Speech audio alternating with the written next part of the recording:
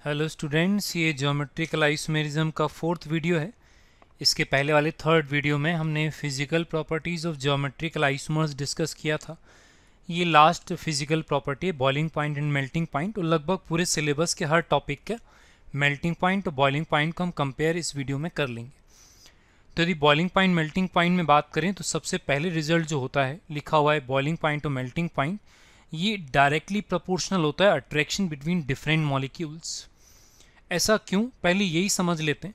और ये समझने के लिए हमें सबसे पहले सॉलिड, लिक्विड और गैस को समझना पड़ेगा। सॉलिड, लिक्विड और गैस को जब हम समझेंगे तो सॉलिड में क्या होता है, मॉलिक्यूल्स बहुत टाइटली बाइंड होते हैं, बहुत नज़दीक होते हैं, इनके बीच का अट्रैक्शन बहुत ज़्यादा होता है और इसलिए इनका शेप फिक्स होता है, इनका वॉल्यूम फिक्स होता है और इनमें फ्लो करने का नेचर नहीं आता। लिक्विड में क्या होता है, लिक्विड में मॉलिक्यूल्स के बीच का डिस्टेंस थोड़ा बढ़ जाता है। डिस्टेंस बढ़ने के कारण क्या होगा, इनके बीच का अट्रैक्शन थोड़ा कम हो जाएगा और अट्रैक्शन कम होने के कारण इनका वॉल्यूम तो फिक्स होता है लेकिन इनका शेप कंटेनर के अकॉर्डिंग चेंज हो जाता है। ये लिक्विड हुआ। फिर गैस में क्या होता है, गैस में मॉलिक्यूल्स के बीच का डिस्टेंस बहुत ही ज़्यादा हो जाएगा और डिस्टेंस ज़्यादा होने के कारण इनके बीच का अट्रैक्शन जो है नेग्लिजिबल हो जाएगा, इसलिए ना तो इनका वॉल्यूम फिक्स होता है और ना तो इनका शेप फिक्स होता है। अब यदि हम बात करें बॉइलिंग पॉइंट और मेल्टिंग पॉइंट की, तो उनका इनसे क्या लेना देना। जब हम किसी सॉलिड को हीट करते हैं और लिक्विड में कन्वर्ट करते हैं, इस ड्यूरेशन में, इस प्रोसेस के दौरान हम डिफाइन करते हैं क्या, मेल्टिंग पॉइंट। और जब हम लिक्विड को हीट करते हैं और वो गैस में कन्वर्ट होता है, इस प्रोसेस के दौरान हम डिफाइन करते हैं क्या, बॉइलिंग पॉइंट। अब प्रोसेस क्या है, प्रोसेस यदि मैं सॉलिड को लिक्विड में कन्वर्ट करना है मतलब मॉलिक्यूल्स को दूर करना, और यदि मुझे लिक्विड को गैस में कन्वर्ट करना है मतलब मॉलिक्यूल्स को और ज़्यादा दूर करना। तो सारा प्रोसेस है मॉलिक्यूल्स को दूर करना। अब यदि मॉलिक्यूल्स को दूर करना आसान होगा तो कम टेम्परेचर पे काम हो जाएगा, हम बोलेंगे मेल्टिंग पॉइंट, बॉइलिंग पॉइंट कम है। और यदि मॉलिक्यूल्स को दूर करना डिफिकल्ट हुआ तो हमें हाई टेम्परेचर करना पड़ेगा, हम बोलेंगे बॉइलिंग पॉइंट और मेल्टिंग पॉइंट दोनों का वैल्यू ज़्यादा है। अब मॉलिक्यूल्स को दूर करना आसान होगा या डिफिकल्ट, ये किस पे डिपेंड करेगा, उनके बीच के अट्रैक्शन पे। इसलिए हमने लिखा हुआ है कि बॉइलिंग पॉइंट और melting point directly proportional attraction between, याद रहे डिफरेंट मॉलिक्यूल्स के बीच का अट्रैक्शन है ये। अब यदि अट्रैक्शन की बात करें तो देखो, अट्रैक्शन हमारे सिलेबस में 3 टाइप के डिफाइंड है और पहले भी हम सॉल्वेंट के टाइम पे ये बातें कर चुके हैं। 3 टाइप के अट्रैक्शन कौन कौन से हैं, 3 टाइप के अट्रैक्शन में फर्स्ट अट्रैक्शन होता है एच बॉन्ड। फर्स्ट अट्रैक्शन कौन सा है, फर्स्ट अट्रैक्शन है एच बॉन्ड। अब यदि एच बॉन्ड की बात करें तो एच बॉन्ड कैसे बनेगा, जब इलेक्ट्रोनेगेटिव एटम का डेल्टा माइनस एच के डेल्टा प्लस को अट्रैक्ट करता है, that is called H bond. Second type का अट्रैक्शन होता है डाइपोल डाइपोल अट्रैक्शन, मतलब डेल्टा प्लस डेल्टा माइनस को अट्रैक्ट करेगा वैसा। और वंडरवॉल अट्रैक्शन, वंडरवॉल अट्रैक्शन एक सरफेस दूसरे सरफेस को अट्रैक्ट करता है, ऐसा बोला था वंडरवॉल ने। अभी डिफाइन कर लेंगे, एक्सप्लेन कर लेंगे, लेकिन पहले ऑर्डर देखो। एच बॉन्ड का स्ट्रेंथ बाकी दोनों से बहुत बहुत ही ज़्यादा है, मतलब एच बॉन्ड के कंपैरिजन में दोनों नेग्लिजिबल हैं। फिर भी ऑर्डर देखो तो एच बॉन्ड के बाद आता है डाइपोल डाइपोल अट्रैक्शन और फिर उसके बाद आता है वंडरवॉल अट्रैक्शन। एच बॉन्ड पे बात कर लेंगे, पहले डाइपोल डाइपोल अट्रैक्शन बात करें। डाइपोल डाइपोल अट्रैक्शन किस पे डिपेंड करेगा, अमाउंट ऑफ पार्शियल चार्जेस, मतलब dipole dipole attraction directly proportional होता है डाइपोल मोमेंट के। जितना ज़्यादा डाइपोल मोमेंट रहेगा, चार्ज का अमाउंट उतना ज़्यादा रहेगा, उतना ज़्यादा अट्रैक्शन बोलना पड़ेगा। फिर वंडरवॉल को डिफाइन कर दूं। वंडरवॉल ने ये बोला था कि एक सरफेस दूसरे सरफेस को अट्रैक्ट करता है, मतलब van der Waals attraction directly proportional surface area. और सरफेस एरिया कैसे मालूम चलेगा, molecular mass. In any homologous series, homologous series मतलब बोलने का मतलब इन एनी टॉपिक, जैसे जैसे नंबर ऑफ कार्बन बढ़ेंगे वैसे वैसे मॉलिक्यूलर मास भी बढ़ेगा और सरफेस एरिया भी बढ़ेगा। और सरफेस एरिया बढ़ेगा तो अट्रैक्ट करने वाला सरफेस बढ़ेगा, मतलब वंडरवॉल अट्रैक्शन बढ़ेगा। ठीक है ना, ये for any one homologous series. फिर कई बार ऐसा भी है, वंडरवॉल अट्रैक्शन को यदि मैं नंबर ऑफ साइड चेन से बात करूं तो ये तो कंफर्म है कि van der Waals attraction directly proportional surface area, लेकिन ये इन्वर्सली प्रोपोर्शनल हो जाएगा नंबर ऑफ साइड चेन्स के। लेकिन ये कब एप्लीकेबल होता है, ये होता है फॉर आइसोमर्स। आइसोमर्स का मतलब structures having similar molecular formula but different arrangement of atoms. इस तरीके से हम इन अट्रैक्शन फोर्सेस को यूज करते हैं। एक काम करते हैं, हम एग्जाम्पल में यूज करके बताते हैं।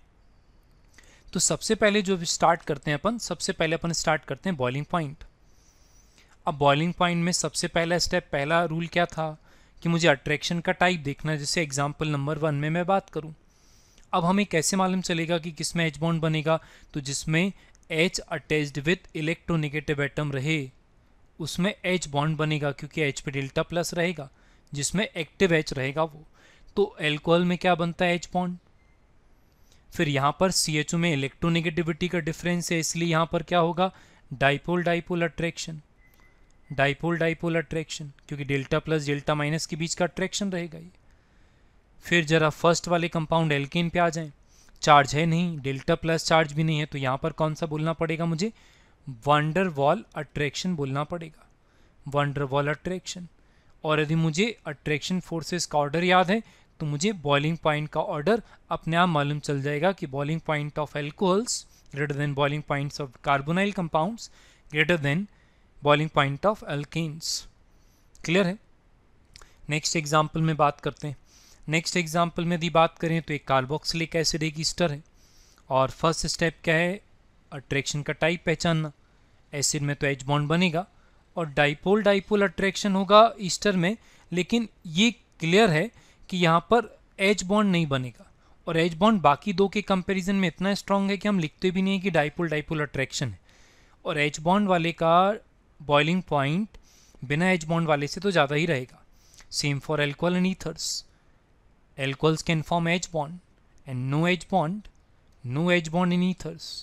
इसका मतलब बॉइलिंग पॉइंट एल्कोहल का ज़्यादा रहेगा। थर्ड वाले एग्जाम्पल पर आते हैं, क्योंकि थर्ड वाले में H बॉन्ड एसिड भी बनाएगा और H बॉन्ड एल्कोहल भी बनाएगा। अब ये कंपेयर कैसे होगा? तो यहाँ पर लिखा हुआ है, देखो, strength of H bond directly proportional acidic strength. अब एसिडिक स्ट्रेंथ का H बॉन्ड से क्या लेना देना? तो ज़रा इन बातों पर गौर करना। यदि मैं बोल रहा हूँ मोर एसिडिक किसी कंपाउंड को, मोर एसिडिक का मतलब होता है more delta plus charge at hydrogen. Hydrogen पे जितना ज़्यादा डेल्टा प्लस चार्ज रहेगा उतना ज़्यादा एसिडिक बोलते हैं, और जितना ज़्यादा डेल्टा प्लस चार्ज रहेगा उतना ज़्यादा अपोजिट चार्जेस का अट्रैक्शन रहेगा, और जितना ज़्यादा अपोजिट चार्जेस का अट्रैक्शन रहेगा उतना स्ट्रॉन्ग तुम्हें बॉन्ड बोलना पड़ेगा, स्ट्रॉन्गर बॉन्ड तुम्हें बोलना पड़ेगा। अब एसिडिक स्ट्रेंथ का पता हमें कैसे चलेगा? ये हमने एसिड बेस में GOC में ऑलरेडी पहले लिखा हुआ है कई बार। फिर भी यदि पहले फिर से लिखना चाहें तो हमें रिलेटिव एसिडिक स्ट्रेंथ का ऑर्डर याद रखना पड़ता है, उसके बेसिस पर हमें मालूम चलता है एसिडिक स्ट्रेंथ का ऑर्डर। और रिलेटिव एसिडिक स्ट्रेंथ का ऑर्डर क्या लिखा हुआ है? ये देखो, इसमें क्लियर लिखा हुआ है कि कार्बोक्सिलिक एसिड और एल्कोहल में देखो एसिडिक स्ट्रेंथ किसका ज़्यादा है? कार्बोक्सिलिक एसिड का एसिडिक स्ट्रेंथ ज़्यादा है। इसका मतलब यहाँ पर वापस डायरेक्ट यूज़ कर सकते थे कि कार्बोक्सिलिक एसिड में यहाँ पर ये जो H बॉन्ड बनेगा ये स्ट्रॉन्गर H बॉन्ड बनेगा। इसका मतलब एल्कोहल में कंपेरेटिवली वीकर H बॉन्ड बनेगा, इसलिए बॉइलिंग पॉइंट एल्कोहल का करेस्पॉन्डिंग एसिड से कम रहेगा। क्लियर है? इस तरीके से हम एसिडिक स्ट्रेंथ को यूज़ करके अलग अलग टाइप के कंपाउंड में कंपेयर भी कर सकते हैं। अब सिमिलर एग्जाम्पल बहुत सारा लिखने का कोई सेंस बनता नहीं। हम नेक्स्ट एग्जाम्पल पे आते हैं। वेरी वेरी इंपॉर्टेंट एग्जाम्पल जो कंपाउंड लिखे हुए हैं वो है ऑर्थोनाइट्रोफिनॉल एंड पैरानाइट्रोफिनॉल। ये हमने GOC में पहले भी स्टडी किया है, और GOC में पहले स्टडी क्या किया था? ये जो ऑर्थोनाइट्रोफिनॉल है इसमें ये क्या बनेगा? इंट्रामोलिकुलर H बॉन्ड बनेगा, इंट्रामोलिकुलर H बॉन्ड। इस कारण से ये ऑर्थोनाइट्रोफिनॉल दूसरे ऑर्थोनाइट्रोफिनॉल के मॉलिक्यूल के साथ H बॉन्ड नहीं बना पाएगा। और हमने बोला था अट्रैक्शन बिटवीन डिफरेंट मॉलिक्यूल होना चाहिए। अट्रैक्शन बिटवीन डिफरेंट मॉलिक्यूल ज़्यादा रहेगा तो बॉइलिंग पॉइंट ज़्यादा रहेगा, इसलिए यहाँ पर बॉइलिंग पॉइंट का ऑर्डर क्या हो जाएगा? पैरानाइट्रोफिनॉल का बॉइलिंग पॉइंट ऑर्थोनाइट्रोफिनॉल से ज़्यादा रहेगा। क्लियर है? वेरी इंपॉर्टेंट एग्जाम्पल, ठीक है ना? क्योंकि यहाँ पर डिफरेंट मॉलिक्यूल के बीच का अट्रैक्शन ज़्यादा रहेगा, यहाँ डिफरेंट मॉलिक्यूल के बीच का अट्रैक्शन कम रहेगा। क्यों? ये वाला H एंगेज हो गया यहाँ पर तो दूसरे मॉलिक्यूल का अट्रैक्ट नहीं करेगा तो इनको सेपरेट करना ईजी पड़ेगा। तब तो हम ऑर्थोनाइट्रोफिनॉल को स्टीम वोलेटाइल कंपाउंड बोलते हैं।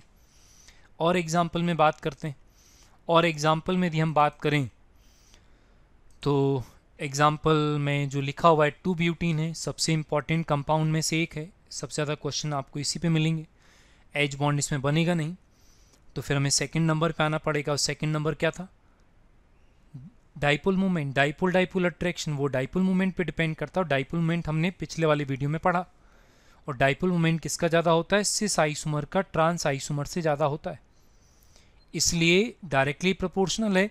चूँकि इसलिए हमें यहाँ पर क्या लिखना पड़ेगा? बॉइलिंग पॉइंट का ऑर्डर भी क्या हो जाएगा? सिस 2-ब्यूटीन का बॉइलिंग पॉइंट ट्रांस 2-ब्यूटीन से ज़्यादा हो जाएगा, same as dipole movement. Clear है? और एग्जाम्पल में बात कर लेते हैं।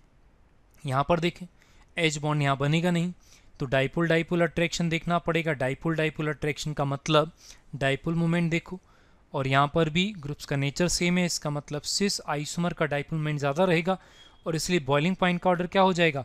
सिस आइसोमर का ट्रांस आइसोमर से ज़्यादा रहेगा। क्यों? क्योंकि boiling point directly proportional, directly proportional what? Directly proportional dipole movement. Dipole dipole attraction को डायरेक्टली प्रोपोर्शनल बोला था ना हमने, इसलिए ऐसा है। फिर और आगे की बातें करें तो डाइपोल डाइपोल अट्रैक्शन के बाद हम सरफेस एरिया पे चलते हैं, और नेक्स्ट एग्जाम्पल हम लिख लेते हैं ये, जैसे हमने एग्जाम्पल लिखा ये। अब ज़रा ध्यान से देखना, हमने जो एग्जाम्पल लिखे हैं ना, उन एग्जाम्पल में सारे के सारे एल्कोहल्स लिखे हैं, इसका मतलब एच बॉन्ड इज़ कॉमन।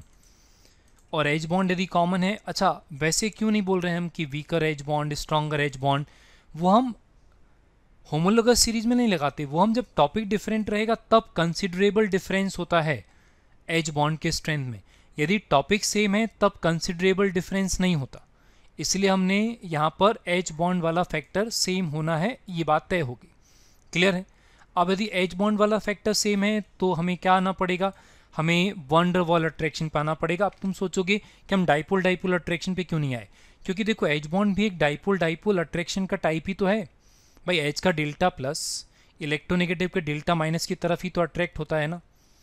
तो यहाँ पे वंडर वॉल लगाएंगे। वंडर वॉल अट्रैक्शन ये बोलता है डायरेक्टली प्रोपोर्शनल मॉलिक्यूलर मास। इसका मतलब जैसे जैसे मॉलिक्यूलर मास बढ़ेगा वैसे वैसे बॉइलिंग पॉइंट बढ़ेगा। ये इन एनी होमोलोगस सीरीज, और होमोलोगस सीरीज का मतलब होता है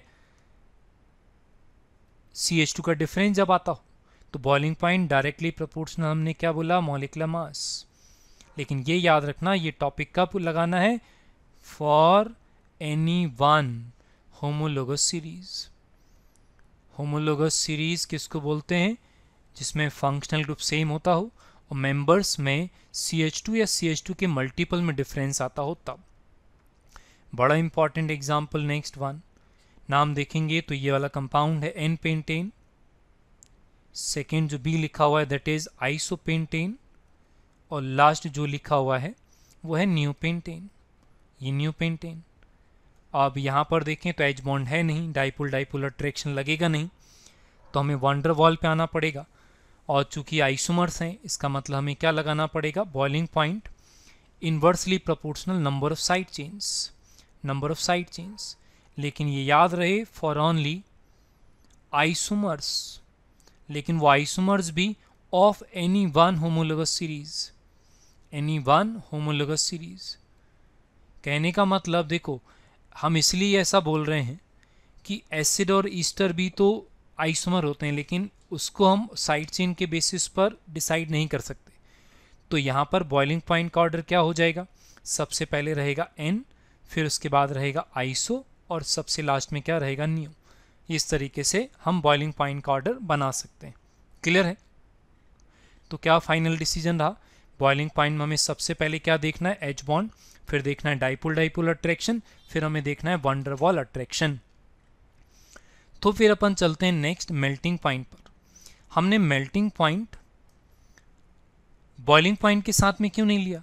जबकि हमने फर्स्ट जो रूल लिखा था वो तो हमने साथ में लिखा था कि बॉइलिंग पॉइंट हो चाहे melting point directly proportional molecular mass, ये बोला था ना अट्रैक्शन फोर्सेस।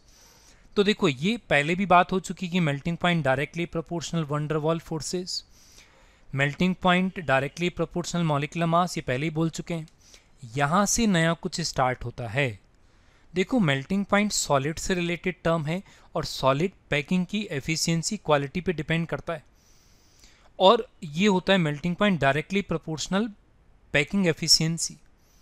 देखो सीधी बात है, यदि पैकिंग अच्छा रहेगा तो जो क्रिस्टल बनेगा वो स्ट्रांग बनेगा, उसको ब्रेक करना डिफिकल्ट रहेगा और हमें ज़्यादा टेम्परेचर लेना पड़ेगा, मतलब मेल्टिंग पॉइंट का वैल्यू हमें ज़्यादा बोलना पड़ेगा, ठीक। और सबसे अच्छा तरीका ये नेक्स्ट वाला जो लिखा हुआ है ना, ये मेल्टिंग पॉइंट इनवर्सली प्रोपोर्शनल होता है वाइट्स। वाइट्स मतलब मॉलिक्यूल्स के बीच में जो खाली स्पेस बचेगा ना, वो खाली स्पेस ज़्यादा रहेगा तो मॉलिक्यूल्स के बीच का डिस्टेंस ज़्यादा रहेगा, पैकिंग टाइट पैकिंग नहीं होगा, क्रिस्टल वीक बनेगा, कम टेम्परेचर पे ब्रेक हो जाएगा, तो हम बोलना पड़ेगा मेल्टिंग पॉइंट है कम।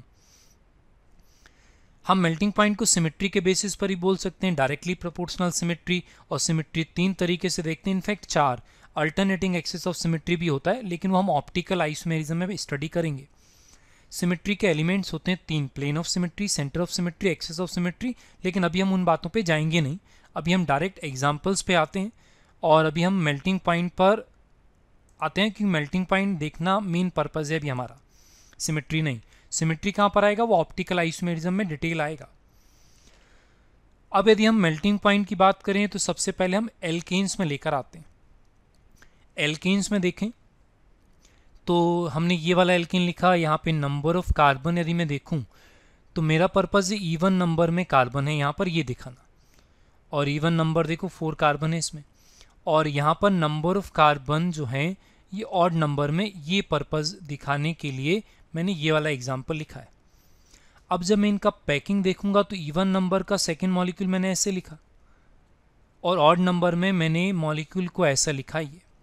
अब किस में पैकिंग बेटर है, बेटर पैकिंग इसमें है, बेटर पैकिंग एफिशिएंसी इसका बेटर है।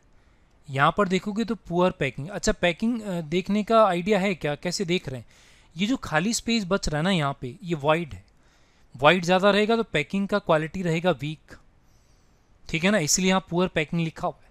अब देखो मॉलिक्यूलर मास भले ही 5 कार्बन वाले का ज़्यादा है, लेकिन पैकिंग तो इसका बेटर है ना।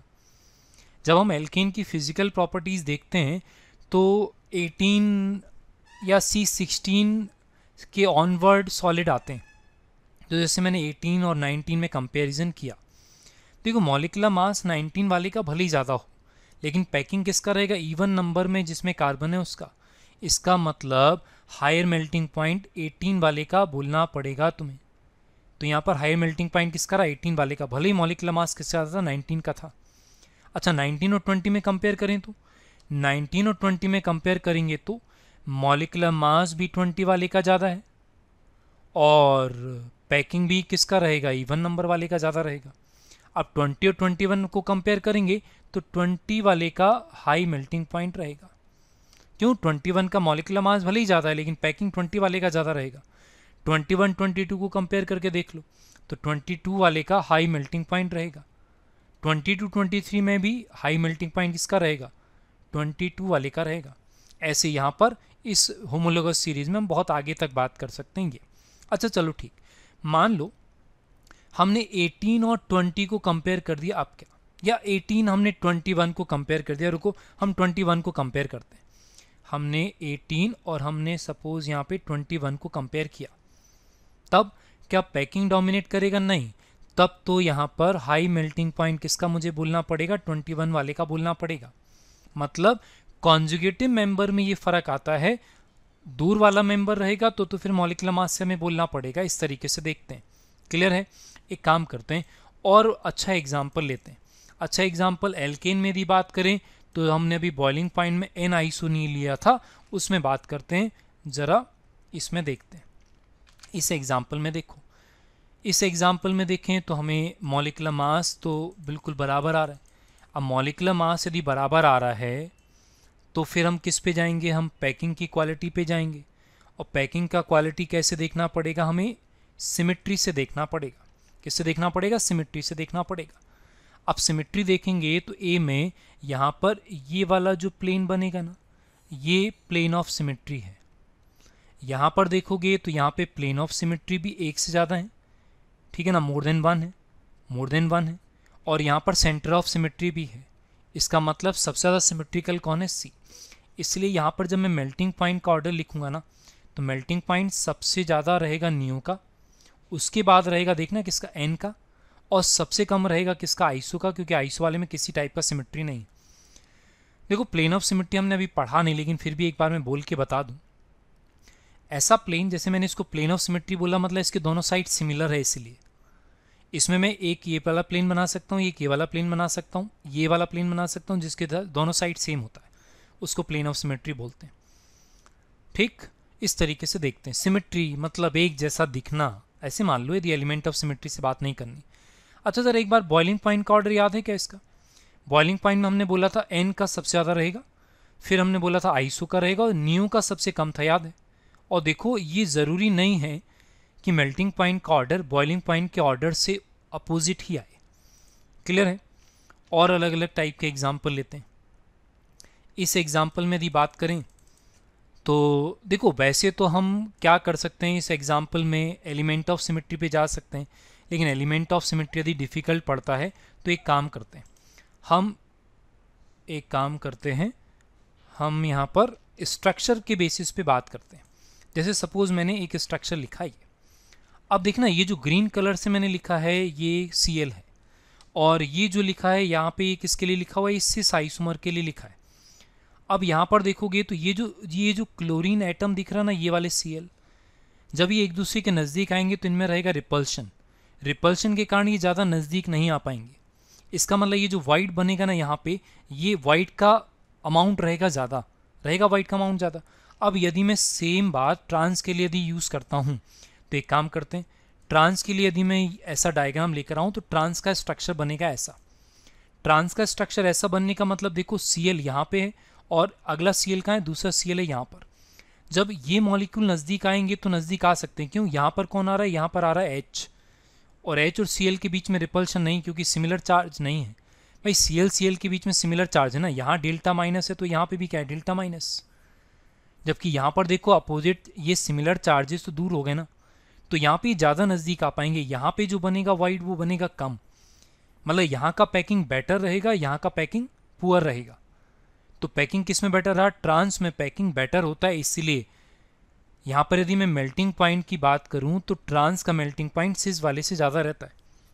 और देखो जब हम ऑप्टिकल आइसोमेरिज्म में बात करेंगे तो भी ये बातें हम वहाँ 3D में सीख पाएंगे कि सिमेट्री भी हमें ट्रांस में सिस से ज़्यादा बोलना पड़ता है, और इसीलिए हम मेल्टिंग पॉइंट भी किसका ज़्यादा बोलेंगे, मेल्टिंग पॉइंट हम ट्रांस का सिस से ज़्यादा बोलने वाले हैं। और समझने का सबसे अच्छा तरीका है ये वाइट से समझना।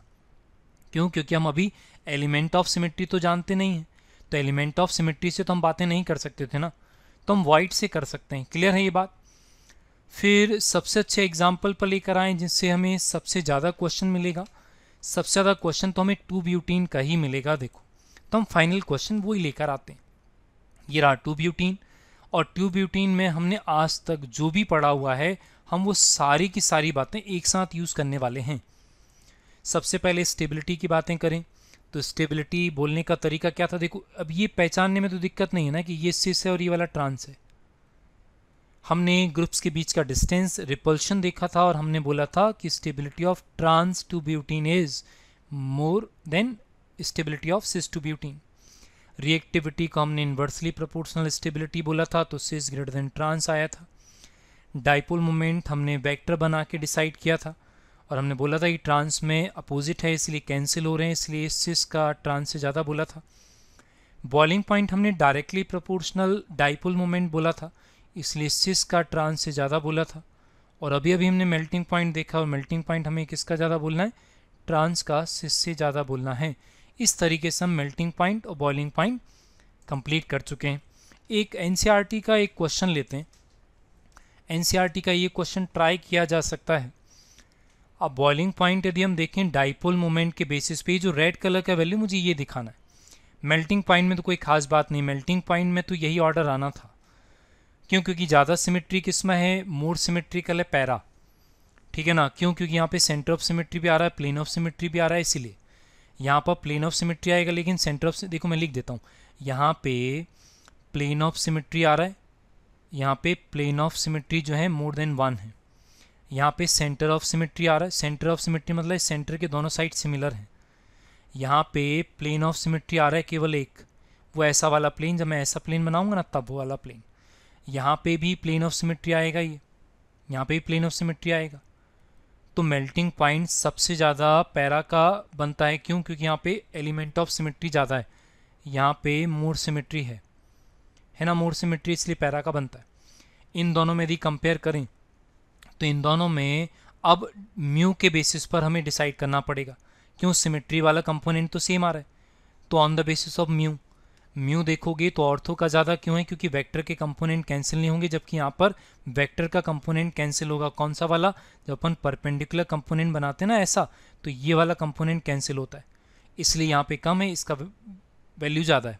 ये तो थ्योरेटिकल चल रहा है। बॉइलिंग पॉइंट में गड़बड़ी है। देखो, यदि मैं यहाँ पर डाइपोल मोमेंट का ऑर्डर लिखता हूँ तो डाइपोल मोमेंट का ऑर्डर रहेगा ऑर्थो, फिर रहेगा मेटा और फिर रहेगा पैरा।